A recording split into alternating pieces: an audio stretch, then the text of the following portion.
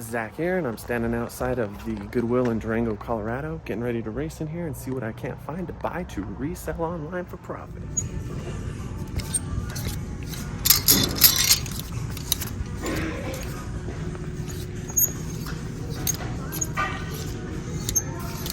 Hoping for a puffer. There's a shacket. Probably want 20 bucks for it. Yeah, too much. This is a great score to start the morning. This is an Ibex all wool men's zip up coat. It's only $8.99. It does need cleaned. I'm gonna grab it. All right, ran into this Peter Millar quarter zip. It's a performance material. I've been staying away from Peter Millar, but their vests and their quarter zips do pretty good if they're clean. So gonna grab it. Keep eyes out for any type of waffle knit material. Now this is a North Face quarter zip, and lots of different outdoor adventure apparel brands make waffle knit, and it's a pretty hot type of fabric. It's just a little more sought after than normal fleece.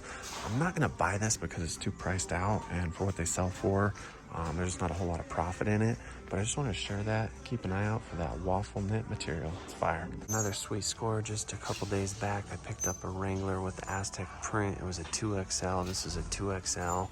Probably dropped off by the same person, so super happy to find this guy. Here's another score. Came across this men's Sims knit quarter zip. It's a 2XL, so it's a big boy, but price is there. I'm gonna go ahead and grab it. It's gonna need washed. It's got a few little small spots, but I think you can get it clean. Usually these guys will sell for sometimes upper 30s to upper 50s. Came across another super cool looking brush popper. This guy seems to be pretty clean. It is $8, but it's vintage, and I love old Western shirts. Pretty cool. All right, so this is just an example of how obscure some brands can be. So I walked past these pants and just happened to see that little logo hit. And these are Patagonia hiking pants.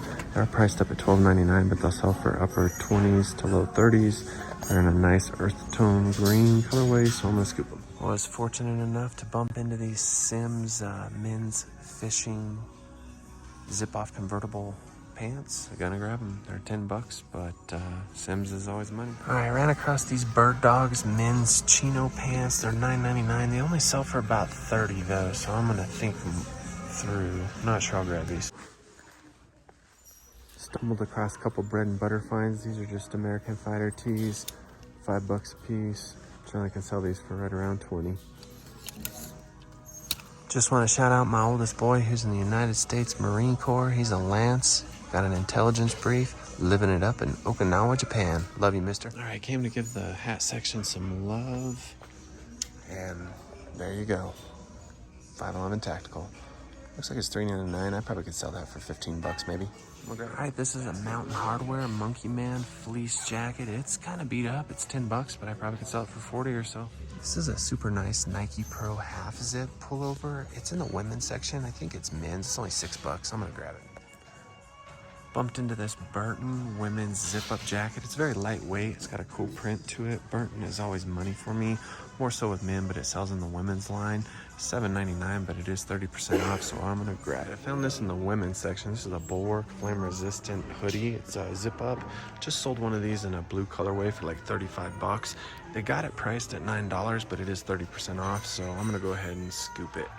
Just a bread and butter. This is a Patagonia men's half zip. Large, kind of a maroon colorway. It's $8. I can sell these for about 25 usually. All right, it's the proverbial hard goods run through. I've stayed way too late here, but the clothing section was fire today. But over here, I'm looking for Le Creuset. I'm looking for any type of good cast iron. I'm looking for any type of old vintage Pyrex if I can find it. And I like selling hard goods. Super cool Kelty frame pack. Very 90s. All right, so pretty good haul today. Got a ton of shit, filled the basket. Spent $136, but everything I got was money. So just an incredible haul for the Durango Goodwill. I haven't filled a basket up in months, and I was talking with a fellow reseller who I know very well and was sharing that with her, and just felt good to do really well. Everything I found today was an incredibly good brand. Several of the items weren't in excellent condition, but they'll still sell because the brand backs that. And so that's the thing you want to look for. when you're dealing with used, you're dealing with some beat up stuff. So if it's a really good brand that's very sought after and a good size and good color, sometimes that makes up for the flaws or the discrepancy on the garment. So I am a little bit late to get to the Methodist thrift store. I'm gonna boogie down that way. If you've made it this far, please press like. Blah, can't even talk. So I wanted to bring this matter up because this has become more and more important to me the longer that I make content on YouTube and the more that I share my life with you, the viewing audience. And that's simply this, that to make a drastic life change, you really have to have something that motivates you, something that inspires you, or maybe something that traumatizes you or leaves you with a really bad taste in your mouth. And so I kind of had a little bit of all of those things. And when I added all of it up, it brought me to this place where I'm at now, and that's reselling. And I'm going to put it simply this way to you, that if you don't have a reason or a why, it's going to be hard to be successful in this game. And for me, I think one of the biggest inspirations I had was my own family.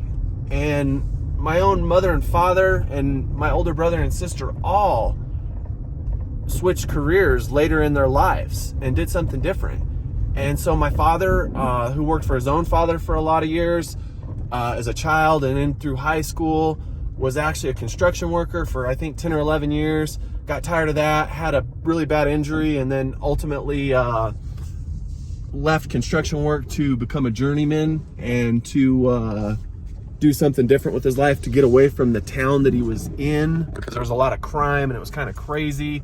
And so my dad was kind of the first guy that was the inspiration. But even my own mother was a beautician for I think 9 years in her younger days. And then she became a stay-at-home mom. And so after she became a stay-at-home mom, she was a little tired of that as we were getting older. And so she decided that she wanted more out of life. And she went back to school and got, I believe, an associate's degree in maybe business or, yeah, something like that. I could be wrong about that. But I remember my mom going to school when I was a younger kid, and that was really important to her. Oddly enough, she actually never used that degree, but it helped her to get her foot in the door to be a teacher's aide at the local schools as I was turning into my teenage years. And then there's my brother and sister. And my brother taught overseas in China for like 11 or 12 years, I think it was. And just kind of got burnt out with doing that. Lost the love for the game, I think, and then moved home and decided to join the military. And he joined the Navy at the cutoff age at 34. I mean, who does that? Or 33, whatever the cutoff age is in the military. And then lastly, there's my sister, who was a devoted, loving, single mother of 2 beautiful kids for a lot of years and was a dental hygienist. Made enough to get by, made a good living, but I don't think my sister ever probably got super ahead in life just because of the income and being a single mom. So she was able to finally get tired of shitty employers like I did and started studying for her real estate license. And she's just been killing it with that now. And she lives in Arizona. And so those are the people that really inspired me. But again, as I've said in past videos, some of my motivation was to get away from the medical field and the shittiness of that and working for other people. And I just lost the love for the game. But I really love what I'm doing now. So I hope that you can find that why. I hope you can find that inspiration. And maybe you don't have to look too far around to figure out what that might be or why it is you're unhappy or why you need a change in your life. But I just hope that you throw yourself into it and that you always believe in yourself. And something that really helps me is for a lot of years, I've kept this little laminated fortune cookie fortune in my wallet. And it simply says, if you believe in yourself, you will succeed. And so I've had it for years. Like I said, I've laminated it because it was so beat up. And I keep it right in the front panel of my wallet by my driver's license. So it's a constant reminder to believe in my ability. And there was times in my life when I didn't know what to believe in. And I'm sure glad that those dark days are gone. But if this sounds familiar, you can get past it and you can find your way into a different path in life. You just got to find the why. You got to dig deep and you got to work for it. So I'm going to get off the soapbox. I am sitting right outside of the Methodist thrift store. Going to race in here, make it really quickly. This is a smaller store. Hopefully I'll find some good stuff to sell online.